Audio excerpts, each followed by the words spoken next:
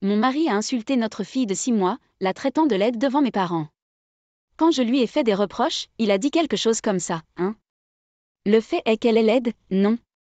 Mon mari a jeté un coup d'œil à notre bébé dans le berceau, a ri avec dédain et l'a dit. J'ai protesté avec véhémence. Elle n'a que 6 mois. Son visage va changer. Peu importe son apparence, c'est notre propre enfant, donc elle devrait être mignonne. Hugo a regardé mon explosion émotionnelle avec des yeux froids. Pas question que mon enfant soit aussi laid. Je voulais vraiment qu'elle devienne un bébé modèle. Avec ce visage, le mannequinat est impossible. Vraiment décevant. Hein? Est-ce vraiment mon enfant? Pas mignon du tout. 10 ans plus tard, par hasard, lorsque nous nous sommes réunis, nous avons été choqués par l'apparence de l'autre. Je m'appelle Noël et j'ai 38 ans. Je travaille comme styliste populaire. Je coordonne des vêtements pour des magazines de mode et je travaille sur le stylisme de célébrités pour des chaînes de télévision. À l'âge de 26 ans, après avoir terminé mon apprentissage, j'ai rencontré Hugo, qui deviendra plus tard mon mari. Hugo, de 2 ans son aîné, était photographe employé par une maison d'édition et était très beau. Hugo, tu es plus mannequin ou artiste que photographe. À tel point que les gens autour de moi le disent. En réalité, il a renoncé à être mannequin parce qu'il ne répondait pas aux exigences de taille. Hugo et moi avons appris à nous connaître grâce à notre travail, et nous avons fini par sortir ensemble après qu'il ait avoué ses sentiments pour moi. Hugo était strict non seulement sur sa propre apparence, mais aussi sur l'apparence des autres. Même pendant notre relation, il y a eu des moments où il a évoqué quelque chose comme ça lors de rendez-vous. Et, avez-vous vu cette femme que nous venons de croiser? Elle est incroyablement grosse. Allez, Hugo. Il vaut mieux ne pas dire du mal de l'apparence des autres. Qu'y a-t-il, Noël? Vous devez penser la même chose, non? Je souhaitais qu'il s'améliore dans cet aspect. Quand j'ai commencé à souligner ses commentaires négatifs, il a fini par arrêter de les faire. Bientôt, Hugo m'a demandé en mariage. Avec toi, Noël, je crois que nous pouvons créer la famille idéale. Veux-tu m'épouser? Oui, Hugo. Merci. J'ai accepté la proposition, je me suis saluée en tant que parent et j'ai eu une cérémonie de mariage. 1 an après le mariage, je suis tombée enceinte. Quand j'ai partagé la nouvelle avec Hugo, il a sauté de joie. Noël, tu as bien fait. Sûrement, si c'est un garçon, il sera beau, et si c'est une fille, ce sera une belle enfant. Quelle que soit l'apparence, notre enfant est le nôtre, il doit donc être mignon. J'ai répondu avec un sourire ironique, mais il semblait qu'Hugo n'écoutait pas. Bientôt, j'ai accouché. J'ai donné naissance à une fille en bonne santé, et nous avons discuté et décidé de l'appeler Evelyne. Le lendemain de l'accouchement, mon mari est venu dans la chambre d'hôpital et a regardé le visage d'Evelyne. Est-ce vraiment mon enfant? Il a un visage de singe. Quoi? Un singe? Je n'ai pas pu m'empêcher de réagir immédiatement. Puis une infirmière voisine a dit ce qui suit, quand ils viennent de naître, tout le monde a des visages similaires, vous savez. Je pense qu'Evelyne est très mignonne. En entendant cela, Hugo sembla hocher la tête en signe d'approbation. Oui, c'est vrai. Il n'y a aucun moyen que ma fille soit laide. Allez, arrêtez déjà. J'étais exaspérée par l'attitude de mon mari. Ensuite, j'ai été libérée et la vie avec notre famille de 3 personnes a commencé. Cependant, Hugo n'aidait pas du tout aux tâches ménagères ou à la garde des enfants. Il sortait en prétendant que c'était pour le travail, mais il ne gagnait pas beaucoup, revenant souvent après avoir bu quelque part. Il n'a même jamais essayé de donner du lait à Evelyne ou d'essayer de la tenir.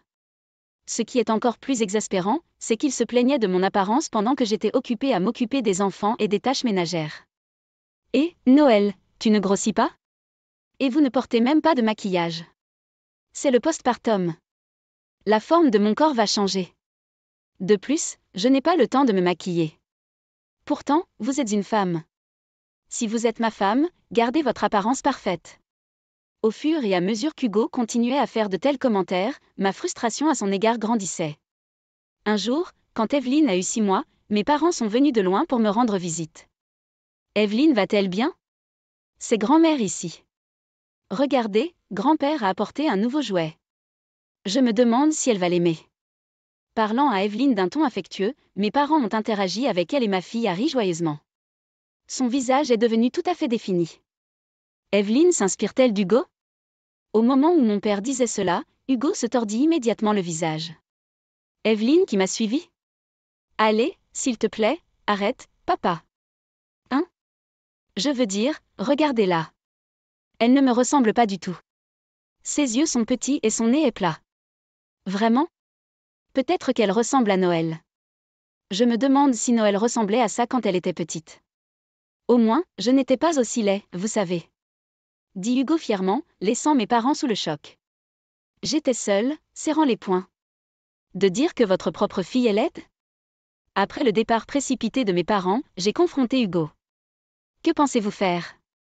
Traiter Evelyne de laide devant nos parents? Hein? C'est un fait qu'elle est laide. Hugo jette un coup d'œil à Evelyne qui dort dans le berceau, riant dédaigneusement. J'ai protesté avec véhémence contre lui. Elle n'a que 6 mois. Son visage va changer. Peu importe son apparence, c'est notre propre enfant, donc elle devrait être mignonne. Hugo a regardé mon explosion émotionnelle avec des yeux froids.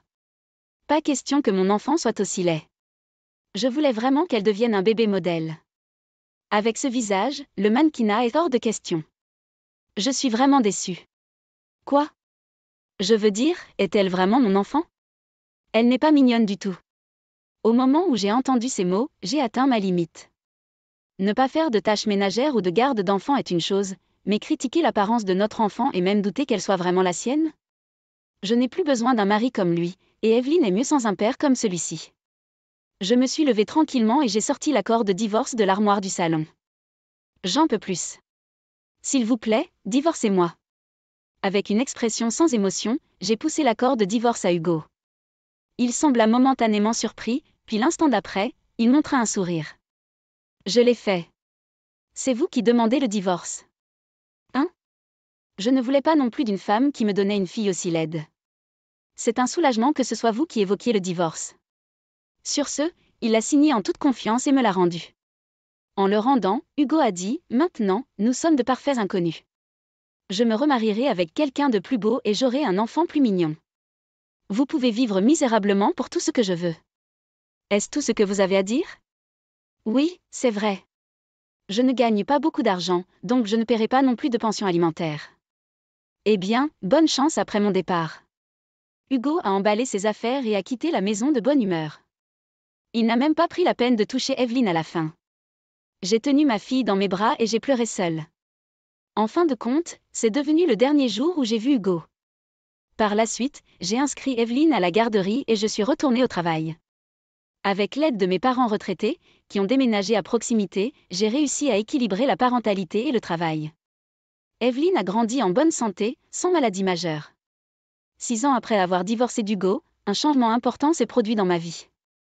Un homme que j'ai rencontré au travail, Fred, m'a demandé de sortir avec lui. Fred a du succès dans sa carrière, a un statut social élevé et n'a jamais été marié. Noël, envisageriez-vous de sortir avec moi avec l'intention de vous marier? Avec une expression sérieuse, Fred m'a demandé cela, et j'ai répondu avec un peu de confusion. Fred, tes sentiments me rendent heureux. Mais vous savez que je suis une mère célibataire, n'est-ce pas? Fred répondit doucement. Me laisseras-tu être le père de ta fille? Hein? Je me soucie de toi. Je promets de chérir ta précieuse fille aussi. Fred, merci. Ce soir-là, j'ai dit à Evelyne, maintenant une élève de première année. Et, Evelyne, que penses-tu si maman disait qu'elle voulait se remarier? Cela signifie-t-il que j'aurai un papa? Plisse les yeux dans ses pensées, Evelyne semblait attendre mes prochains mots. Bien. Je veux le rencontrer aussi. C'est le petit ami de maman, non?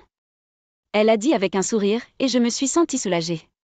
Le week-end suivant, j'ai décidé de présenter Evelyne à Fred. Bien qu'Evelyne ait été nerveuse au début, elle s'est rapidement réchauffée à la personnalité gentille de Fred. Après plusieurs rendez-vous impliquant Evelyne, environ 1 an s'est écoulé et Fred m'a officiellement demandé en mariage. Même Evelyne a dit « Je veux vivre avec papa ». Et j'ai accepté avec joie. Finalement, Fred, Evelyne et moi avons commencé à vivre ensemble. La vie avec Fred était un pur bonheur. Malgré son travail bien rempli, il s'occupait des tâches ménagères et emmenait souvent Evelyne jouer. Evelyne aimait beaucoup son père. Et il semblait qu'elle partageait des choses avec Fred qu'elle ne voulait pas me dire. Avant que je ne m'en rende compte, 10 ans s'étaient écoulés depuis que je me suis séparée d'Hugo. Puis un jour, j'étais dans un studio pour une séance photo. Là, j'ai remarqué un homme qui manipulait du matériel que j'ai reconnu. Alors que j'envoyais mon regard dans sa direction, il m'a également remarqué et m'a regardé avec une bouche béante. Noël. C'était Hugo. Cependant, son apparence avait radicalement changé. Le mannequin ou la célébrité de sa jeunesse était maintenant devenu considérablement en surpoids, avec des cheveux clairsemés, ne ressemblant en rien à son ancien moi. Sous le choc, je ne pouvais rien dire et Hugo a continué. Pourquoi es-tu ici, Noël? Êtes-vous le styliste de la séance photo de vêtements junior d'aujourd'hui? Alors que je faisais face à Hugo, ma fille a couru. Maman, qu'est-ce que tu fais? En voyant Evelyne, 10 ans, Hugo, tenant l'équipement à la main, le laissa tomber de surprise. C'est pour elle il l'être? Vous êtes Evelyne? Il était compréhensible qu'Hugo soit surpris. Evelyne était devenue une belle fille, inimaginable depuis son enfance. De grands yeux ronds distinctifs, un nez droit, un petit visage et de longs membres. Ma propre fille ressemblait à une poupée. Je m'appelle Evelyne. Je vais poser pour aujourd'hui. Et qui est cet oncle? Dit Evelyne en se cachant derrière moi et en me regardant avec prudence. Modèle M? Voyant les yeux d'Hugo s'écarquiller, j'ai soupiré et j'ai expliqué. Evelyne est actuellement mannequin junior. Vous ne le saviez pas? Elle est la plus populaire en ce moment. Alternant entre mon visage et celui d'Evelyne, Hugo resta sans voix. Je lui ai dit tranquillement, travaillez-vous toujours comme photographe? Eh bien, je n'ai pas fait grand-chose en tant que photographe. Aujourd'hui, j'assiste un ami qui est photographe professionnel. Marmonna Hugo, évasif. En réalité, je savais qu'il avait été impliqué avec des sujets féminins et que son travail photographique avait décliné. Eh bien, faites de votre mieux. J'ai dit cela à Hugo et je me suis retourné, prêt à partir avec Evelyne. Attendez une minute. J'ai encore des choses à dire. Hugo nous arrêta précipitamment. Quoi? Il n'y a rien à dire. Il y en a un pour moi. Quoi qu'il en soit, Evelyne est devenue mignonne. Vraiment ma fille. Hugo semblait avoir retrouvé son sang-froid, souriant alors qu'il essayait de tendre la main à Evelyne. Evelyne esquiva rapidement sa tentative. Ma fille? Maman, de quoi parle-t-il? Evelyne, cet homme est ton père biologique. Evelyne tordit son visage en réponse. Quoi? Cet homme d'âge moyen à l'air terne est mon père? Alors qu'Hugo était surpris, je n'ai pas pu m'empêcher d'éclater de rire. Evelyne, tu ne devrais pas dire des choses comme ça, même si elles sont vraies. Mais maman, cet homme n'a aucun sens de la propreté. Il est gros et ses cheveux sont fins. En regardant entre Hugo et moi, Evelyne a rendu son jugement, me faisant m'éclaircir la gorge. Il n'a même pas pris la peine de nous contacter au cours des 10 dernières années. Le lien a disparu depuis longtemps. Allons-y, Evelyne. Juste au moment où j'étais sur le point de repartir, Hugo m'a attrapé le bras. Et, lâchez prise. Noël, recommençons. Hein? En regardant Hugo, j'ai remarqué des larmes dans ses yeux. Depuis que je me suis séparée de toi, Noël, j'ai beaucoup mangé au restaurant et j'ai fini comme ça. J'ai réalisé que je ne pouvais pas vivre sans toi. C'est votre propre responsabilité, n'est-ce pas? Pourquoi maintenant? De plus, Evelyne est devenue une beauté tout comme moi. Une styliste populaire pour une femme, une belle fille qui est mannequin. C'est mon idéal. Recommençons, d'accord?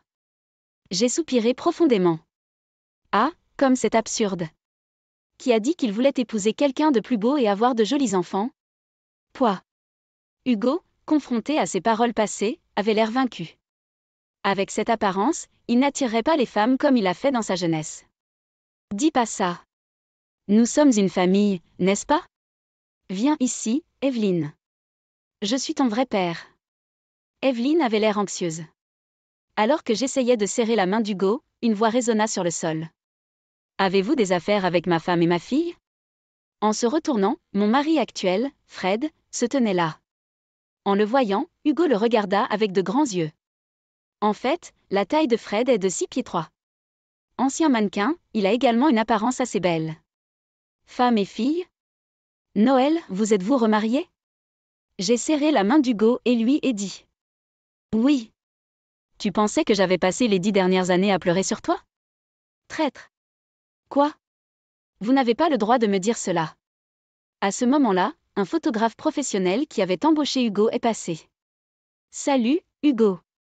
Qu'est-ce que vous faites? L'équipement n'a pas encore été déplacé. Attendez, c'est le président? Pourquoi êtes-vous ici? Hein? Hugo avait l'air confus. Le caméraman baissa la tête vers Fred, qui était le président. Puis Fred a dit en souriant, « Aujourd'hui est un jour spécial. Ma fille porte des vêtements de ma marque pour une séance photo. Je voulais montrer mon visage. S'il vous plaît, prenez bien soin de la séance. » Le caméraman s'est empressé de préparer le tournage. Président? Se pourrait-il que la marque photographiée aujourd'hui soit? Fred sourit en réponse à la question d'Hugo. Oui, c'est une marque de mon entreprise. Il y a un problème? Hugo se retrouva soudain à court de mots. Vous avez épousé le président d'une marque aussi célèbre? Oui, mon mari actuel est parfait. Vous ne pouvez en aucun cas rivaliser avec lui. En disant cela, je me suis penchée vers mon mari. Evelyne s'accrocha également au bras de Fred, fixant Hugo. Mon père n'est que cette personne. Allez-vous-en, monsieur. Peut-être poussé par les paroles d'Evelyne, Hugo s'effondra à genoux sur place. Après cela, le photographe, ayant appris la situation, a expulsé Hugo du studio et a mis fin à son contrat de travail. Bien sûr, il n'y avait aucun moyen pour Hugo de retourner à son travail de photographe. N'ayant plus d'équipement pour transporter du travail, il vit maintenant dans un appartement délabré et fait du travail manuel. Même après cela, Hugo m'a contacté plusieurs fois, exprimant le désir de me rencontrer. Mais Fred l'a prévenu. Si vous persistez, j'appellerai la police. Après cet avertissement, il se tut. Je ne ressens aucune émotion envers Hugo, qui mène probablement une vie misérable quelque part. Je ne peux qu'espérer qu'il fera de son mieux. D'un autre côté, je continue à mener une vie heureuse avec Fred et Evelyne. Notre relation en tant que couple est bonne. Le travail se déroule bien et Evelyne s'épanouit en tant que mannequin populaire. J'ai hâte de continuer à vivre en paix avec mon mari et ma fille bien. Quelques heures plus tard, j'ai entendu quelqu'un me réveiller. Hey Erika, réveille-toi. C'était mon mari. Eh bien, rentrez à la maison. Qu'est-ce que vous faites? Quoi? Quels sont ces apéritifs? Mes parents sont ici et vous avez acheté ces apéritifs bon marché. Je t'ai dit de bien faire les choses aujourd'hui, n'est-ce pas? Ouais, c'est ce que ton père. Maintenant, levez-vous et commencez à cuisiner. Je vais jeter ce truc. Je m'appelle Erika. Je suis un employé de bureau de 28 ans. J'ai un petit ami nommé Sean. Je l'ai rencontré lors d'un rendez-vous à l'aveugle et il m'a approché férocement. Il était gentil et drôle et j'ai été immédiatement attirée par lui. Puis, 1 an après avoir commencé à sortir ensemble, il m'a demandé en mariage. La réponse, bien sûr, était oui. J'étais si heureuse d'épouser l'homme que j'aimais tant. Mes parents l'aimaient aussi et nous ont félicités pour notre mariage. Ses parents étaient aussi des gens très gentils et je savais que nous aurions une vie conjugale très heureuse. Après cela, le mariage et la lune de miel se sont bien passés et nous avons commencé notre nouvelle vie. J'étais très heureuse et j'appréciais ma nouvelle vie avec mon mari. Puis, je suis tombée enceinte. En plus d'être heureux, un autre événement merveilleux et j'ai ressenti le plus grand bonheur de ma vie. Mon mari était également très heureux du bébé. Je vais travailler plus dur, a-t-il dit. Cependant, je pense que mon mari avait une mauvaise idée du travail. Même si je souffrais de nausées matinales, il faisait beaucoup d'heures supplémentaires pour augmenter ses revenus. J'étais tellement inquiète d'avoir un bébé pour la première fois et je voulais qu'il rentre tôt à la maison s'il le pouvait. Mais ce n'était pas facile pour moi de dire cela à mon mari qui travaillait dur pour moi et le bébé. Puis, lorsque 6 mois se sont écoulés et que je suis entrée dans une période stable de ma grossesse, j'ai décidé de prendre un congé payé et un congé de maternité pour faire une pause dans mon travail. Mais je suppose que cela a eu l'effet inverse pour mon mari. Il semblait penser que je m'ennuyais à la maison et que je ne faisais plus de tâches ménagères. Lorsque nous nous sommes mariés, nous travaillions tous les deux, alors nous partagions les tâches ménagères. De plus, quand je suis tombée enceinte, il a pris l'initiative de faire le ménage parce qu'il s'inquiétait de ma santé. Mais quand il a commencé à faire plus d'heures supplémentaires, il aidait de moins en moins aux tâches ménagères. Et j'ai dû tout faire par moi-même. Je me sentais assez stressée et un jour, j'ai couru avec mon mari. Il n'a pas fait d'heures supplémentaires et est rentré tôt ce jour-là. Oh, bon retour. Vous êtes rentré tôt aujourd'hui? Oui. Au fait, qu'est-ce qu'il y a pour le dîner? Désolée. Je ne me sens pas bien, alors j'étais allongée jusqu'à maintenant. Et j'allais commencer à cuisiner maintenant. J'ai pu rentrer tôt aujourd'hui, et comment se fait-il qu'il n'y ait pas de nourriture? Quoi? Vous êtes une femme au foyer, alors vous devriez faire mieux. Je fais de mon mieux pour bien faire les choses. De plus, la raison pour laquelle je m'absente du travail est que je suis enceinte et que je ne me sens pas bien. Vous devriez au moins comprendre cela. Êtes-vous en train de dire que c'est de ma faute? Ne me blâmez pas pour vos propres insuffisances. Je n'ai pas dit le comme ça. Je dis juste que nous sommes un couple et que nous devons nous soutenir mutuellement. Ce que je veux de toi en ce moment, c'est de ne pas travailler aussi dur que toi. Je veux que tu sois là pour moi et que tu m'aides aux tâches ménagères autant que possible. Bref, vous voulez vous relâcher. Quoi? Pourquoi?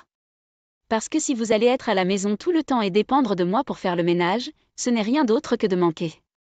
Ça suffit. Je vais avoir le bébé à la maison. Que veux-tu dire? Je dis que je rentre chez mes parents pour un moment. Je ne reviendrai pas ici avant la naissance du bébé. Quand je dis ça, mon mari a dit, « Oh vraiment? Faites ce que vous voulez. » Et il sortit de la maison en trombe. Je me sentais triste et je me demandais pourquoi cela avait si mal tourné. J'ai pleuré seule dans la maison. Je me demandais si je serais heureuse d'accoucher dans cette situation. Après cela, je suis retournée chez mes parents et j'ai pris les choses en main avec leur soutien. Il semblait que j'avais subi beaucoup de stress. Après m'être reposée chez mes parents, ma condition physique s'est considérablement améliorée. Puis, environ 2 mois après avoir commencé à vivre chez mes parents, mon mari et ma belle-famille sont soudainement venus me rendre visite. Je n'avais eu aucun contact avec mon mari depuis que je suis retournée dans ma ville natale. J'étais donc intriguée par le fait qu'il soit sorti de nulle part. Apparemment, il voulait s'excuser auprès de moi. Il semble que mes beaux-parents soient venus dans la maison où mon mari et moi vivons parce qu'ils s'inquiétaient pour ma santé. Ils ont été surpris de voir que j'étais partie. Puis quand ils ont demandé à mon mari ce qui se passait là-bas, il leur a dit que j'étais retournée dans ma ville natale après la bagarre. Ils ont attrapé mon mari par le cou et sont venus chez mes parents. Erika, je suis vraiment désolée pour notre fils stupide. Nous lui avons donné une grande lettre. Il ne comprend pas à quel point la grossesse est difficile et douloureuse. Allez, vous vous excusez aussi. Erika, je suis désolée. Mon mari a baissé la tête en disant s'excuser. Aucun problème. Je suis désolée d'avoir été émue aussi, et nous avons pu nous réconcilier. Mes beaux-parents sont des gens vraiment gentils. Je ne sais pas ce qui se serait passé s'ils n'étaient pas venus pour servir de médiateur cette fois-ci. Et puis le bébé est né. Une petite fille en bonne santé. Mon mari était très heureux de la naissance de notre fille. Je l'ai emmenée d'eau à la maison où je vis avec mon mari. Après la fin du congé de maternité, j'ai pris un congé parental et je me suis consacrée à l'éducation de mon bébé. Mais s'occuper du bébé a été plus difficile que prévu. Ma fille pleurait beaucoup la nuit. À cause de cela, je pouvais à peine dormir la nuit. Je me suis réveillée le matin épuisée, j'ai préparé le déjeuner pour mon mari et j'ai fait le ménage. Un jour, j'ai atteint ma limite. Je me suis endormie avec ma fille pendant que je la mettais au lit. Il faisait déjà nuit et mon mari m'a réveillée. Pardon. Je savais que j'avais des ennuis. Je n'avais rien préparé pour le dîner. Il pourrait se mettre en colère contre moi comme il a fait avant. Mon mari m'a regardé d'un air agacé mais ne s'est pas fâché. Il a dit, samedi prochain, mes parents viennent célébrer la naissance du bébé. Alors vous feriez mieux d'être au courant des choses alors. Je me suis souvenu que ma belle-mère m'avait contacté juste avant. C'est déjà à venir la semaine prochaine. Je me concentrais sur les soins de mon bébé. Et le jour de la célébration est arrivé en un clin d'œil. Eh bien, je dois aller travailler le matin.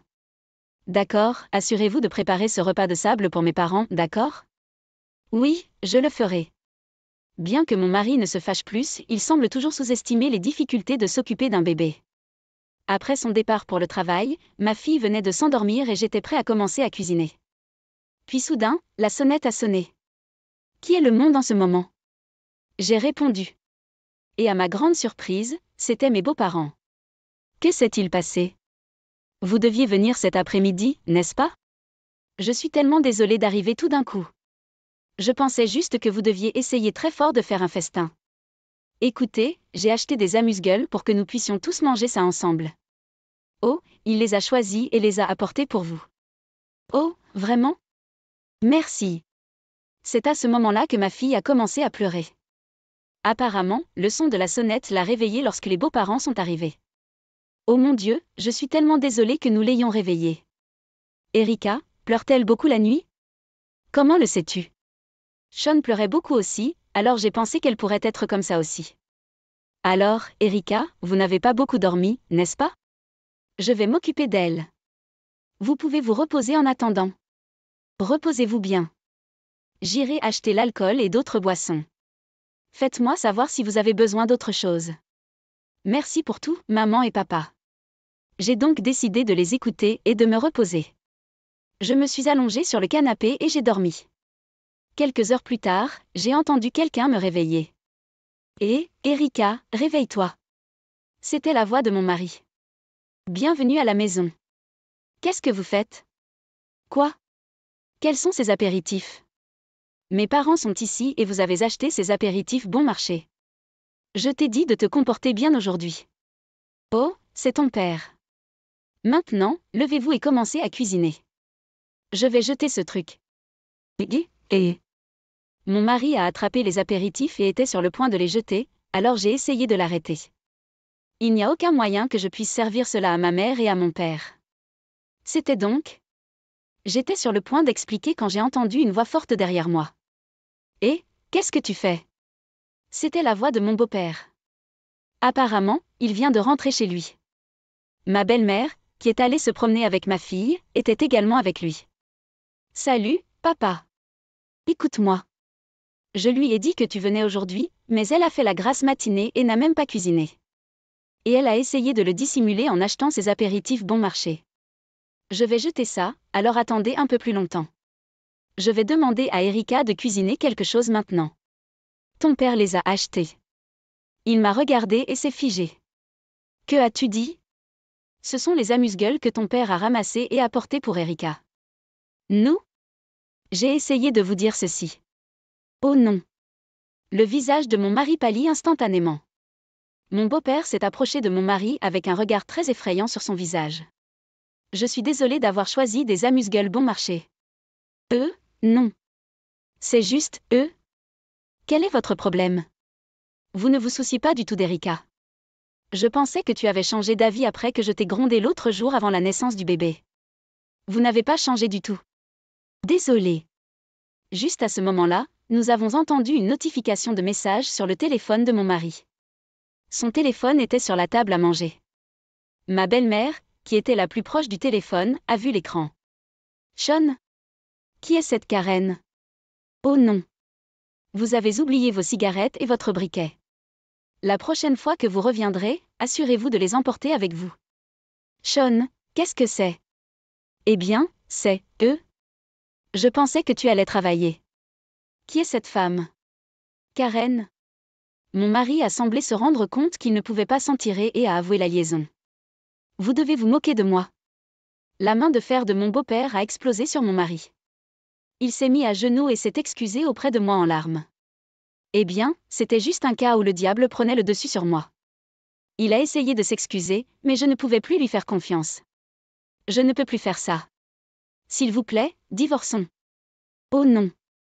Mes beaux-parents disent, bien sûr que vous devriez divorcer. Je suis désolée pour tous les ennuis que mon stupide fils t'a causés. Ils se sont excusés. Je lui ferai faire ce que tu veux au sujet du divorce. Sur ce, mes beaux-parents ont sorti mon mari de la maison et sont retournés chez eux. Plus tard, mes beaux-parents sont venus chez moi avec les papiers du divorce. Ils m'ont dit qu'ils avaient demandé à mon mari de leur parler de l'affaire. L'adultère était un employé subalterne de la même entreprise. À mon grand désarroi, ils avaient une liaison depuis que j'étais enceinte. Ils ne faisaient pas d'heures supplémentaires, mais se réunissaient secrètement. J'ai déposé une demande de pension alimentaire contre mon mari et l'adultère et une pension alimentaire pour mon mari. Comme mes beaux-parents étaient avec lui, mon mari pouvait rejeter et accepter mes demandes. Nous avons donc divorcé. Mes parents ont dit à mon ex-mari qu'il lui enlèverait ses tripes pourries. Mon ex-mari est obligé de vivre une vie de surveillance quotidienne, faisant des allers-retours entre le travail et la maison. De plus, mon ex-mari m'a versé une pension alimentaire directement, mais mes beaux-parents m'ont versé une somme forfaitaire de pension alimentaire, ce qui était une somme considérable. Mon ex-mari devra rembourser à ses parents petit à petit. Mes beaux-parents géraient également le salaire de mon ex-mari et lui donnaient une allocation chaque mois. C'est une vie très gênante, mais tout est de sa faute. Par contre, je suis retournée chez mes parents et avec l'aide de mes parents, je suis retournée au travail. Ma fille a si bien grandi et elle me rend heureux avec son joli sourire tous les jours. Je continuerai à travailler dur pour elle et à bien prendre soin d'elle. Merci d'avoir regardé. Veuillez vous abonner à la chaîne si vous le souhaitez. Je m'appelle Daisy, j'ai 43 ans. Je suis mariée à mon mari Robert depuis 20 ans. Notre fils unique, Edouard, a obtenu son diplôme universitaire cette année et travaille maintenant avec mes parents dans leur restaurant japonais traditionnel. Edouard est un fils précieux pour moi, mais il n'est pas mon enfant biologique. Robert, mon mari, était marié auparavant, et Edouard est l'enfant de son ex-femme. Nous nous sommes mariés quand Edouard avait 2 ans, et depuis lors, je l'ai élevé comme mon propre fils. Edouard est devenu un enfant gentil et obéissant, il travaille maintenant dur comme apprenti chef dans le restaurant de mes parents. J'étais profondément soulagée. Cependant, j'ai une inquiétude qui concerne mon mari. Un soir, alors que je me détendais dans le salon car j'avais un jour de congé, j'ai reçu un appel de Robert. Je serai encore en retard aujourd'hui. Hein? Vous serez encore en retard? C'est comme ça ces derniers temps, n'est-ce pas? Je suis occupée par le travail. En tant que président, je protège l'entreprise, alors ne vous en plaignez pas. Je ne me plains pas ou quoi que ce soit. En fait, mes beaux-parents dirigent une petite imprimerie et Robert en est devenu le président. De nos jours, il y a eu des moments où l'entreprise a connu des difficultés en raison du ralentissement économique, et nous avons même reçu une aide financière de mes parents une fois. Cependant, ils ont maintenant réussi à se rétablir d'une manière ou d'une autre et poursuivent l'activité, bien qu'à petite échelle. Cependant, il ne devrait pas y avoir de grands projets à venir, donc il ne devrait pas y avoir besoin d'heures supplémentaires ou quoi que ce soit. Il y a environ 2 ans, il a commencé à dire que le travail était occupé et progressivement, les heures supplémentaires ont augmenté. Récemment, il a commencé à rentrer tard le soir et il a eu plus de jours où il allait travailler les jours fériés. J'ai laissé échapper un soupir, pensant, c'est reparti. En fait, au cours de cette vie conjugale, il y a eu 3 occasions où l'infidélité de Robert a été découverte. À cette époque, Edouard était encore adolescent, et avec la détermination de ne pas lâcher Edouard, j'ai pardonné l'infidélité de Robert. En raison de ces expériences, j'ai senti que le comportement suspect de Robert ces derniers temps était un signe de tricherie. Pendant que j'étais perdue dans mes pensées comme ça, Robert, il est encore en retard. Oh, mère, je suis toujours désolée de t'accabler de tout, y compris Edouard et les tâches ménagères. Ce n'est pas du tout comme ça. Et aussi, la question de l'argent. Mère, tu n'as pas à t'inquiéter de ça. Je le fais parce que je le veux. En fait, j'ai commencé à vivre avec mes beaux-parents quand je me suis mariée. Ce sont des gens très gentils, et même quand je me disputais avec Robert, ils se rangeaient toujours de mon côté. Mes beaux-parents sont pour la plupart à la retraite maintenant. Robert donne toujours la raison pour laquelle les ventes de l'entreprise sont difficiles, donc il ne contribue pas beaucoup d'argent au ménage. Et tout l'argent que je gagne en travaillant dans le restaurant japonais traditionnel sert à couvrir les frais de subsistance de mes beaux-parents. Il serait préférable que cette entreprise fasse faillite.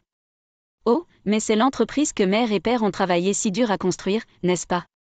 Je ne m'en soucie plus. Je suis désolée de vous causer toujours des ennuis. Mes beaux-parents se soucient toujours de moi comme ça. Ce qui m'inquiète maintenant, ce sont mes beaux-parents. Si nous devions divorcer, Robert serait-il capable de s'occuper d'eux correctement? Contribuerait-il aux dépenses du ménage? Ce sont les préoccupations qui m'ont empêché de divorcer. Avec de telles inquiétudes, je passais mes journées. Un jour, exceptionnellement, Robert est rentré tôt à la maison. Vous êtes en avance aujourd'hui? Oui. J'ai quelque chose à dire. Une conférence? Divorcez-moi. Je veux commencer une nouvelle vie. Ah. Attends un peu. Que voulez-vous dire par parler soudainement de divorce? J'ai été surprise parce que je ne m'attendais pas à être confrontée à un divorce. Eh bien, ça ne sert à rien de rester ensemble comme ça, non? Que veux-tu dire? Edouard est indépendant maintenant, donc ça ne sert à rien de t'avoir dans les parages. Quoi? Que entendez-vous par là? Comment osez-vous me traiter comme ça? Être une figure maternelle pour Edouard. C'est terrible. Une fois qu'Edouard devient indépendant, je suis tout simplement inutile, c'est tout? Je n'ai pas dit ça, mais nous n'avons plus d'amour, n'est-ce pas? Puis? Voir. Dans ce cas, c'est bien de divorcer, n'est-ce pas? Dis pas ça. Vous trichez probablement encore de toute façon. Ah? Ah. Il ne sert à rien de faire semblant. Lorsque vous trichez votre comportement suit toujours le même schéma. Donc, vous saviez que je trichais. Et même si tu sais que je t'infidèle, tu ne veux pas divorcer. Est-ce que tu m'aimes vraiment à ce point? Ce n'est pas comme ça. Avant, je ne voulais tout simplement pas être séparée d'Edouard. Maintenant, je m'inquiète pour ma mère et mon père. Quand j'ai élevé la voix, la sonnette a soudainement sonné. À ce moment-là, il était déjà 22 heures. Qui pouvait-il être à cette heure? Comme je me demandais avec méfiance, j'ai ouvert la porte. Et une jeune femme se tenait là. Pour une raison quelconque, j'avais l'impression de l'avoir déjà rencontrée. Et alors que je la regardais intensément, es-tu si surprise que tu sois restée sans voix? Ah. UM. Ensuite, Robert sortit précipitamment du salon. Nancy. Ce n'est pas bon de venir à la maison. Mais. J'étais en train de la convaincre. Mais je ne veux pas être manipulée par ta femme. On n'en arrivera pas là. Je lui parlais pour être avec toi. Pas question. Cette personne est-elle le partenaire de Robert? Vous venez jusqu'ici? C'est plus que grossier. Oh, alors tu es la femme de Robert, hein? Juste une femme ordinaire d'âge moyen. J'ai réprimé ma colère face aux remarques grossières de Nancy et j'ai dit, pourriez-vous partir s'il vous plaît? Je veux parler avec mon mari seul. De plus, mes beaux-parents dorment, donc c'est gênant. Ah? Quelle est cette personne? Effrayant. Je n'ai pas pu supporter de parler plus longtemps à Nancy et j'ai dit, tu fais partir cette personne. Bien. Ensuite, je partirai aussi. Ah? Que dis-tu? La conversation n'est pas encore terminée. Non, j'ai dit ce que je voulais dire, et je vais vous laisser m'occuper de maman et papa. Savez-vous seulement ce que vous dites? Attendez, vous n'aimez pas ça? N'est-ce pas cruel d'abandonner ces beaux-parents âgés? C'est vous qui les abandonnez, n'est-ce pas? Hugh, tu es tellement ennuyeux. Je vais vivre avec Nancy, alors je compte sur toi pour nos parents. C'est tout ce que je voulais dire. Au revoir. Attendez une minute. Quoi, madame, vous êtes persévérante. Nous sommes sur le point d'ouvrir une bouteille de champagne chère pour célébrer votre divorce, vous savez? Ne continuez pas la conversation sans moi. La famille de Nancy est riche, vous savez? Il semble que je puisse trouver un emploi pour le père de Nancy, donc notre imprimerie sera sécurisée. Soyons heureux ensemble à partir de maintenant. Attendez une seconde. Les deux m'ont ignoré alors que j'essayais de les arrêter, ont quitté la maison et sont partis. Je suis restée seule et figée sur place, et puis, je ne sais pas quand ils sont apparus, mais mes beaux-parents m'ont appelée. Pâquerette. Père et mère, je suis désolée d'avoir causé du trouble. C'est nous qui devrions nous excuser. Nous sommes vraiment désolés. Je m'excuse en tant que parent. Mes beaux-parents ont baissé la tête en s'excusant. Oh non. Père et mère, s'il vous plaît, levez la tête. Je ne peux pas pardonner cela. Trahir Daisy une fois de plus. Cette personne n'est pas notre enfant. Notre fille n'est que Daisy. Même si vous divorcez, cela ne changera pas mère, merci beaucoup. Mais nous ne pouvons pas laisser les choses aller, selon les souhaits de Robert. Daisy, il est temps de se battre. Ma belle-mère me dit cela comme si elle avait pris sa décision. Je ne comprenais pas pourquoi ma belle-mère disait soudainement de telles choses, et alors que j'étais perplexe, mes beaux-parents partageaient une certaine idée avec moi. Nous y réfléchissons depuis longtemps. C'est ce qu'il y a de mieux pour vous. Êtes-vous sûr que ça va? Si nous faisons quelque chose comme ça, ne vous inquiétez pas pour nous. Nous en avons marre de cet enfant. Nous ne serons pas satisfaits tant que nous ne lui aurons pas donné une dure leçon. Je comprends. J'ai aussi quelque chose à ajouter. En fait, il s'agit de cette femme qui est sa partenaire de liaison. En fait, j'ai remarqué Nancy quand je l'ai vue pour la première fois. J'ai transmis ce fait à mes beaux-parents. Et tous deux semblaient surpris. Avec mes alliés puissants, ma belle famille à mes côtés, j'ai décidé de me battre contre Robert et Nancy. Une semaine plus tard, j'ai tout préparé et j'ai appelé Robert et Nancy pour discuter du divorce. Le lieu de rendez-vous était un restaurant tenu par mes parents. Qu'est-ce que c'est? Pourquoi nous avez-vous appelé ici? Si vous nous l'aviez dit par courriel, cela aurait suffi. Ne pouvez-vous même pas envoyer des emails, madame? Nous ne pouvons pas discuter de la pension alimentaire par email, n'est-ce pas? Waouh, lol, parler d'argent? Tu es tellement gourmand. C'est une question d'argent pour vous plutôt que d'amour pour Robert? Vous êtes une femme au cœur froid. Il n'y a que Nancy pour moi après tout. Alors, combien de pensions alimentaires voulez-vous? S'il s'agit d'une pension alimentaire, mes parents paieront. Alors, allez-y et dites n'importe quel montant. Je vois. Ensuite, vous êtes satisfait de la pension alimentaire. Je demanderai à l'avocat de vous contacter pour vous indiquer le montant précis. Ensuite, parlons de mes beaux-parents. Je vous l'ai dit, laissez-vous faire.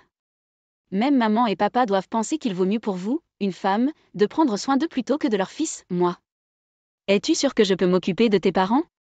Bien sûr, ce n'est pas grave. Nous sommes de jeunes mariés, il est donc hors de question de vivre avec nos parents. Lol, nous allons profiter de notre vie de jeunes mariés, juste nous deux. Ils semblent tellement absorbés par leur propre monde et cela n'a pas remarqué que mes beaux-parents et moi étions exaspérés. C'est ce qu'ils disent.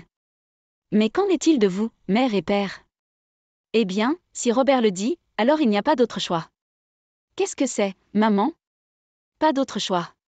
Robert recula légèrement devant le visage solennel de sa mère, puis son père porta un coup décisif. Tu es viré. Quoi? J'ai dit que je vous retirais du poste de président. À partir d'aujourd'hui, vous n'êtes plus le président. W quoi? De quoi parlez-vous? Vous et maman n'avez pas le pouvoir de le faire, n'est-ce pas? Imbécile. Vous ne comprenez rien, n'est-ce pas? Quoi? Vous ne savez pas? Le père et la mère sont ceux qui possèdent les actions de l'entreprise. Actions? Qu'est-ce que tu racontes? Et votre père occupe le poste de président. En d'autres termes, vous n'êtes qu'un président de proue sans aucun pouvoir réel. Qu'est-ce que c'est? Je ne comprends pas. Je suis le président, n'est-ce pas? Quel président? Vous ne vous donnez même pas la peine d'étudier la gestion et vous comptez toujours uniquement sur votre père pour traiter avec les comptables, les conseillers fiscaux et les avocats. Comptables. Conseillers fiscaux. De quoi s'agit-il? Pensez-vous que l'entreprise peut fonctionner toute seule? C'est nous qui nous occupions des questions financières et fiscales. Mais c'est un travail un peu ennuyeux. Ce n'est pas quelque chose que je devrais faire. C'est une petite entreprise, donc en tant que président, vous devriez vous occuper de tout. J'avais espéré qu'un jour vous le prendriez au sérieux et assumeriez vos responsabilités, mais cela semble impossible. Juste attendre une minute. Pas besoin d'excuses. Vous n'êtes pas qualifié pour être président. Nous allons fermer cette entreprise. Quoi? Vous allez détruire l'entreprise? Ce n'est pas juste. Cette entreprise ne fait qu'engager des dépenses. Cela ne génère pas beaucoup de profit. J'avais prévu de le fermer dans notre génération, mais vous nous avez dit que vous vouliez le réussir, alors j'ai continué à le gérer jusqu'à maintenant. Mais ce n'est plus possible. Alors que suis-je censé faire? Oh, votre petite amie n'est-elle pas riche? Pourquoi ne comptez-vous pas sur elle pour vous soutenir? Je ne peux pas faire quelque chose d'aussi honteux. Alors que Robert baissait la tête, Nancy essaya de l'encourager. C'est bon, Robert. Cela ne nous dérange pas si cette entreprise minable fait faillite. Hein? Je vais demander à papa de m'aider à créer une nouvelle entreprise pour nous. Alors vous pourrez être à nouveau président, Robert. Je serai aussi la femme du président. Qu'en pensez-vous? Nancy, merci. Tu es vraiment ma petite amie. Faisons-le. Robert reprit ses esprits en un instant sur les paroles de Nancy. Nancy semblait profondément amoureuse de Robert, quoi qu'il arrive. Vous êtes aussi une personne étrange. Que voyez-vous dans ce vieil homme immature?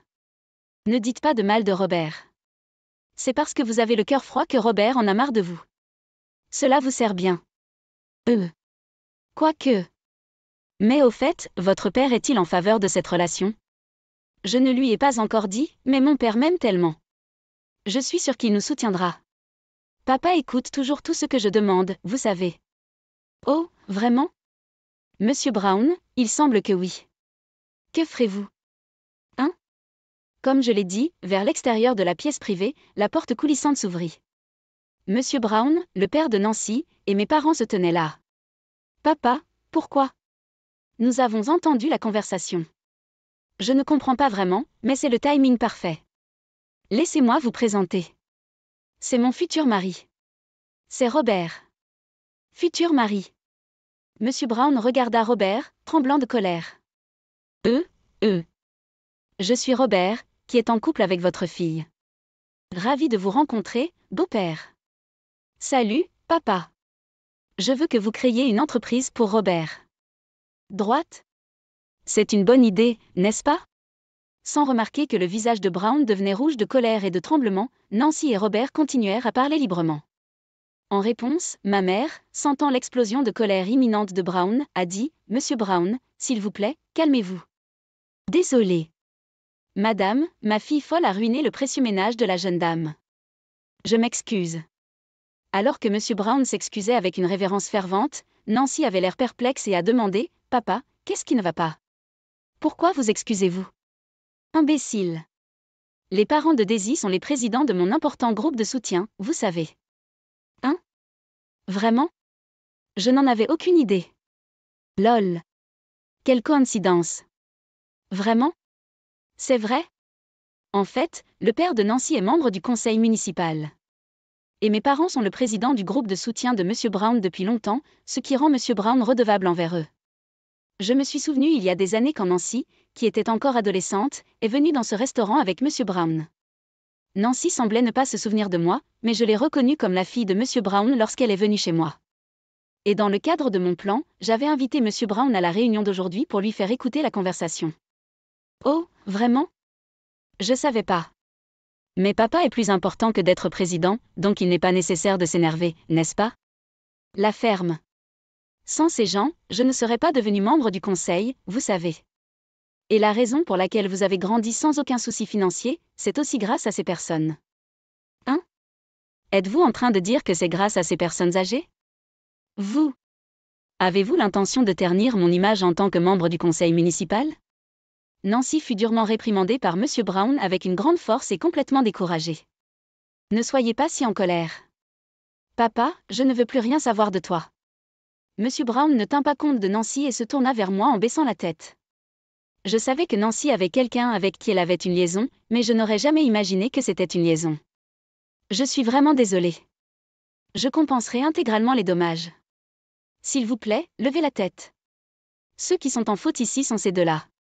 Papa, tu couvriras toutes les dépenses, n'est-ce pas? Vous le ferez, n'est-ce pas? Arrête.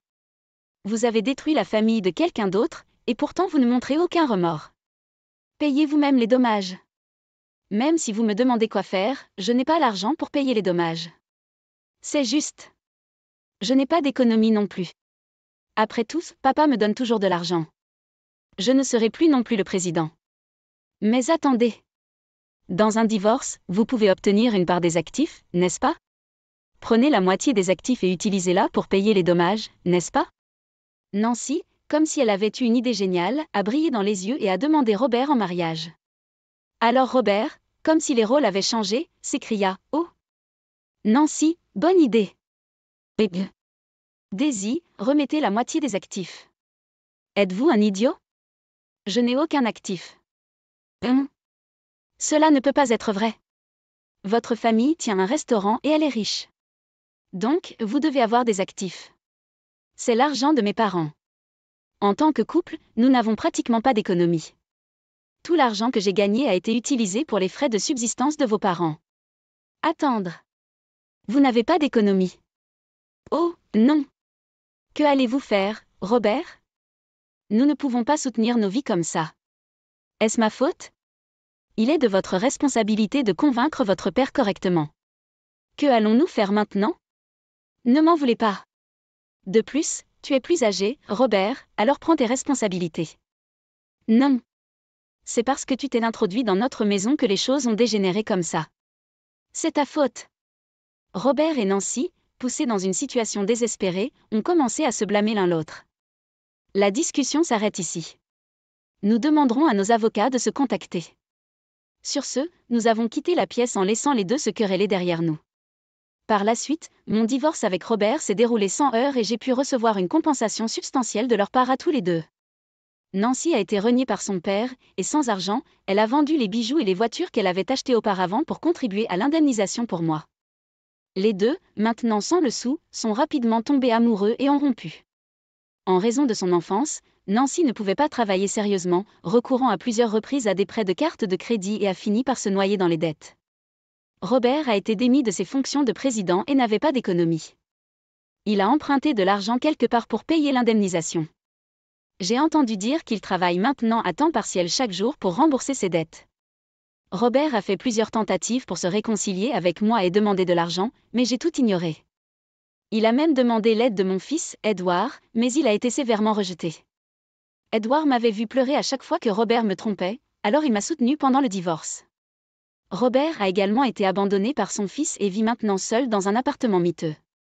D'un autre côté, je continue à vivre avec ma belle famille. Après cela, mes beaux-parents ont immédiatement fermé leur entreprise et vendu tous les biens immobiliers. L'argent s'élevait à une somme considérable et ils ont suivi les procédures nécessaires pour que j'hérite de tout. Au cours de ces 20 années, nous avons pu construire une véritable relation parent-enfant. J'ai l'intention de chérir ce lien et de continuer à vivre avec ma belle famille. Il ne me ressemble en rien. Il doit y avoir une erreur quelque part. Peut-être qu'il n'est même pas mon fils. Andy a dit cela, tout en favorisant ouvertement son fils beau et intelligent par rapport à sa fille, Crystal. Il m'a dit que notre fille trouverait un emploi dès qu'elle aurait terminé le collège et a détruit les choses que nous avions achetées pour son entrée au lycée. Je n'en pouvais plus. J'ai fait mes valises et je suis partie, emmenant les 2 enfants avec moi. Je m'appelle Misty. Je suis une mère au foyer moyenne de 35 ans, vivant avec mon mari, mon fils et ma fille. Mon fils, William, a toujours été beau depuis qu'il est enfant. À tel point que les gens le prenaient souvent pour une fille.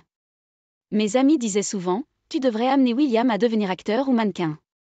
Il est aussi incroyablement intelligent, doux et mature. À l'âge de 3 ans, il conversait déjà comme un adulte. D'un autre côté, ma fille cadette, Crystal, est certainement la fille la plus mignonne du monde de mon point de vue de parent. Cependant, son apparence était loin de ce que l'on appelle communément la jolie fille. Elle est un peu dodue, avec des cheveux bouclés et un visage rond. Elle n'est pas athlétique et elle est lente à parler. Mais pour moi, c'est la fille la plus adorable du monde. Cependant, il y a quelqu'un qui n'a pas une bonne opinion d'une telle fille. Andy, cependant, favorise clairement William. Quand il rentre du travail, il ne fait attention qu'à William. Si Crystal essaie de se joindre à elle, Andy lui dit qu'elle est effrayante et qu'elle en fait trop. Chaque fois que cela se produit, William suggère « jouons tous ensemble ». Mais Andy le rejette en disant « ne joue pas avec le cristal ». Vous attraperez sa stupidité. William est assis mal à l'aise sur les genoux de son père. Il est intelligent. Il comprend ce qui se passe. Même ma belle-mère, Jacqueline, doute de William et maltraite Crystal. La famille d'Andy possède un magasin. Son père est décédé, donc Andy devrait reprendre l'entreprise. C'est pourquoi nous allons chez mes beaux-parents une fois par semaine. Chaque fois que nous rendons visite à Jacqueline, la mère d'Andy grimace et dit « Oh, tu as encore amené Misty et Crystal. Vous auriez pu simplement amener Andy et William. » Elle dit que nous ne sommes pas obligés de venir, mais si nous ne le faisons pas, elle fait des commentaires sarcastiques au téléphone, me traitant comme une femme de chambre. Je ne veux pas aller chez mes beaux-parents, mais Andy m'entraîne pour aider aux tâches ménagères, donc je n'ai pas le choix. Ce jour-là, Jacqueline décide d'emmener William et Crystal dans un grand parc local. Bien que Crystal soit ravie de passer du temps avec sa grand-mère, j'ai un sentiment de malaise. Mais occupée par les tâches ménagères comme d'habitude, je leur fais signe à contre-séhure. Le soir, Jacqueline rentre chez elle, portant un William fatigué sur son dos. Oh, il devient lourd. William grandit. Elle commande joyeusement, mais il n'y a aucun signe de Crystal. Jacqueline, où est Crystal ? Sans aucune trace de culpabilité, elle répond, je ne sais pas. Les deux avaient l'air fatigués, mais je ne peux pas porter les deux, alors j'ai dit à Crystal de rentrer seule. Je ne pouvais pas croire ce que je venais d'entendre. Un frisson me parcourut le dos. Je me suis précipitée par la porte d'entrée et j'ai couru vers le parc, me roulant sur moi-même dans la panique. Qui laisserait un si petit enfant seul ? J'ai prié pour qu'elle aille bien quand j'ai fait irruption dans le parc. Maman ! Au moment où j'ai entendu ce cri, Crystal a sauté dans mes bras. J'ai senti la tension s'écouler de moi. Un policier se tenait à proximité. Tu es sa mère, n'est-ce pas ? Le personnel du parc l'a trouvée seule en train de pleurer et nous a appelés. Nous ne devrions pas laisser un si petit enfant sans surveillance. L'officier m'a réprimandé, mais a ensuite tapoté la tête de Crystal en disant « C'est bien que ta mère soit venue te chercher ». J'ai incliné la tête devant l'officier plusieurs fois et j'ai serré fermement la main de Crystal alors que nous rentrions à la maison. En chemin, Crystal parla avec ses mots innocents. Crystal avait sommeil. Grand-mère a dit que je pouvais faire la sieste, alors j'ai dormi sur un banc de parc. Quand je me suis réveillée, il n'y avait personne et j'ai pleuré. Êtes-vous en colère ? Je ne suis pas en colère. Je suis désolée de t'avoir fait peur. Je ne pus m'empêcher de serrer Crystal dans mes bras, qui lisait attentivement mon expression. Quand nous sommes revenus chez mes beaux-parents, Jacqueline et Andy ont soupiré à la vue de Crystal. Alors elle est retrouvée, hein ? Frustrée, j'ai crié sur Andy. Vous souciez-vous seulement de ce qui arrive à votre propre enfant? Andy n'avait pas honte. Il a riposté avec quelque chose de choquant. Je me fiche de ce qui lui arrive. Elle est laide et pas intelligente. Elle ne me ressemble pas du tout. Vous l'avez probablement eue avec un autre homme et vous me forcez à l'élever, mais cela n'arrivera pas. En entendant cela, Jacqueline intervint également. Cela aurait été bien si elle n'avait pas été retrouvée. Qui sait d'où elle vient? Je n'ai jamais triché. Crystal est absolument votre enfant. Avez-vous des preuves que je triche? J'ai protesté, mais tout ce qu'ils ont fait, c'est se moquer de moi. À partir de ce moment-là, ma fille et moi ne sommes plus jamais retournés chez mes beaux-parents. Peu importe à quel point Andy nous grondait, peu importe le nombre de commentaires sarcastiques que Jacqueline faisait au téléphone, j'endurais tout pour protéger Crystal. William avait remarqué à quel point Andy et Jacqueline nous traitaient mal. Grand-mère se fâchait si je restais aussi à la maison.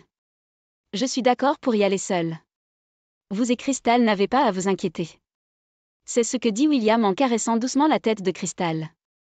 Bien que je me sentais coupable envers William, nous sommes restés à la maison. William est vraiment un enfant au grand cœur. Faire face aux sautes d'humeur de Jacqueline a dû être difficile, mais William y est parvenu grâce à sa luminosité et à son charme inhérent. J'ai pensé à divorcer plusieurs fois, mais sans aucune qualification et n'étant qu'une femme au foyer, je ne pouvais pas imaginer soutenir William et Crystal toute seule, donc je n'avais pas d'autre choix que d'endurer.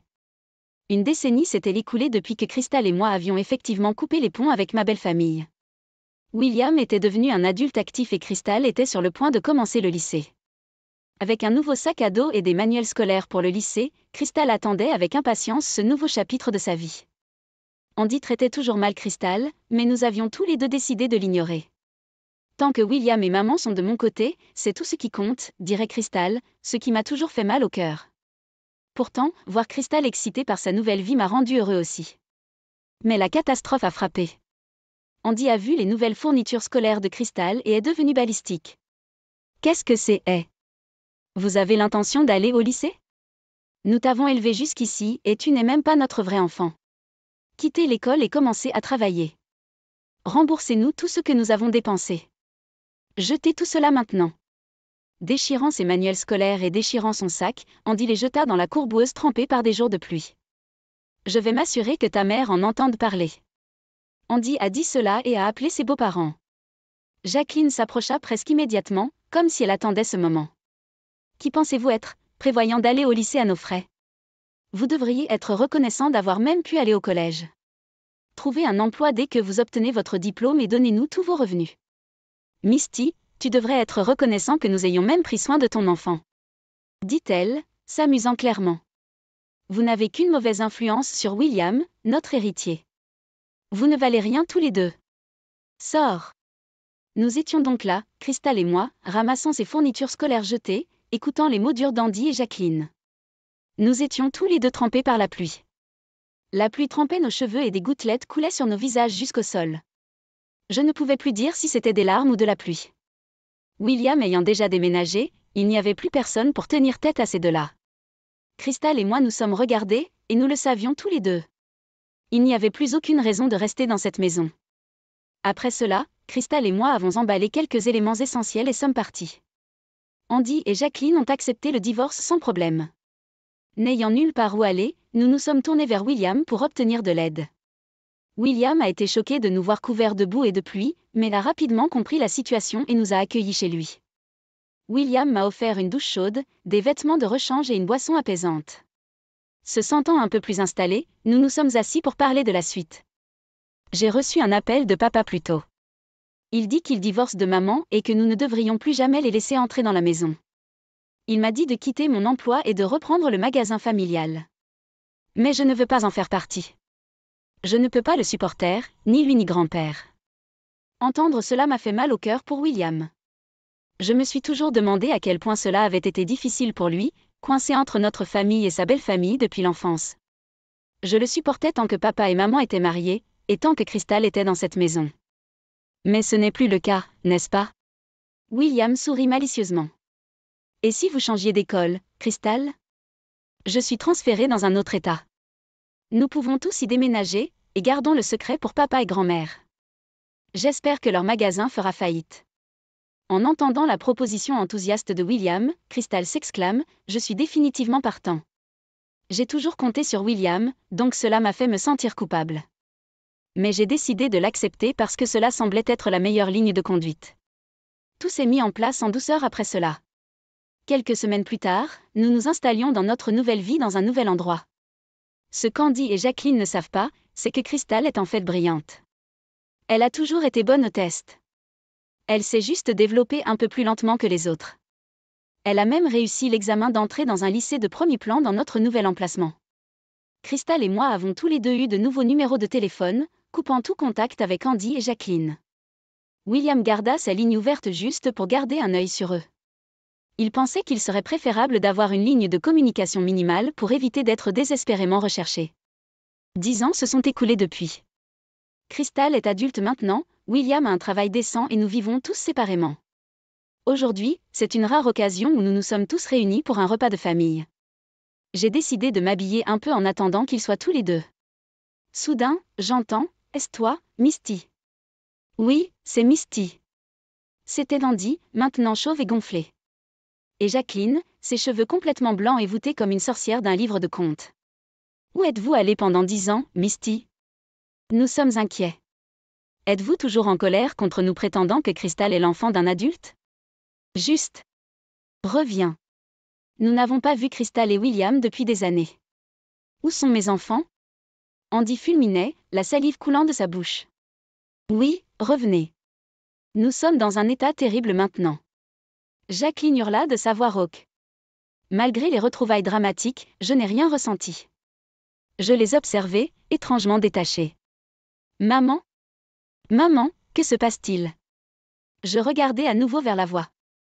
Je me suis retournée pour voir un jeune homme bien habillé et une charmante jeune femme dans une jolie robe. En les pointant du doigt, Andy et Jacqueline étaient sans voix. Est-ce William et Crystal ? Oui, mais que font papa et grand-mère ici ? William donne une réponse tendue. Waouh, vous avez tous les deux l'air incroyables. Crystal, tu es devenue une telle beauté. Je vous ai à peine reconnu. Je n'aurais jamais imaginé que la petite Crystal deviendrait aussi magnifique. J'aurais aimé être là pour le voir. Ignorant la question de William, Andy et Jacqueline partagent leurs pensées.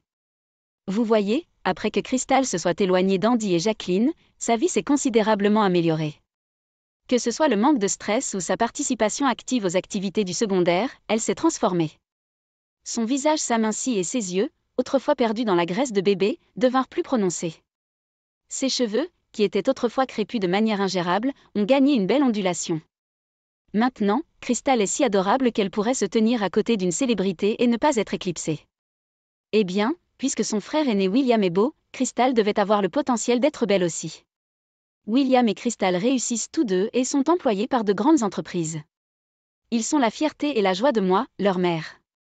La famille est donc de retour après 10 ans. Sortons dîner. Je n'ai pas d'argent sur moi, mais vous pouvez payer tous les deux, n'est-ce pas ? Après tout, je t'ai élevé. Andy pose sa main sur l'épaule de Crystal. Elle le gifle rapidement. Ne me touche pas. C'est effrayant. On m'a toujours dit que j'étais le résultat de la liaison de ma mère. Je n'ai pas de père, et tu ne m'as pas élevé. Qui êtes-vous ? Crystal, maintenant vêtue de talons, domine Andy. Assez, c'est assez, déclare calmement William. Je n'oublierai pas ce que tu as fait à maman et à Crystal. Aujourd'hui est le dernier jour où nous sommes en contact. Ne vous embêtez pas à appeler à nouveau. Andy explose de colère. Comment osez-vous parler à vos parents comme ça ? Crystal rentre à la maison et épouse le fils d'un homme d'affaires local. William, revenez sauver l'entreprise familiale. Misty, excusez-vous et servez-nous pour le reste de votre vie. La colère d'Andy s'enflamme comme une traînée de poudre. Nous échangeons des regards et éclatons de rire. Pourquoi voudrions-nous votre pardon ? Qu'est-ce qui vous a fait penser cela ? En fait, je vais bientôt me marier, donc le fils de cet homme d'affaires est hors de question. Je démarre ma propre entreprise, donc il n'y a aucun moyen que je puisse reprendre le magasin familial.